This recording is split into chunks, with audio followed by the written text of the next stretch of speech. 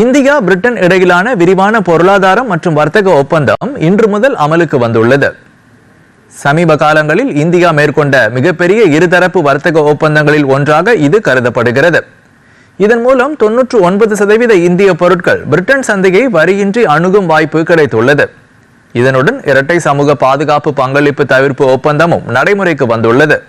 இதன் மூலம் தற்காலிக பணிக்காக பிரிட்டன் செல்லும் இந்திய தொழில்முறை நிபுணர்களும் அவர்களை அனுப்பும் நிறுவனங்களும் இரு நாடுகளிலும் ஒரே நேரத்தில் சமூக பாதுகாப்பு நிதிக்கு பங்களிப்பு செலுத்த வேண்டிய அவசியம் இருக்காது என்று தெரிவிக்கப்பட்டுள்ளது. உள்நாட்டு விவசாயத்தை பாதுகாக்கும் வகையில் சில முக்கிய துறைகளை இந்தியா ஒப்பந்தத்திலிருந்து விலக்கி வைத்துள்ளது.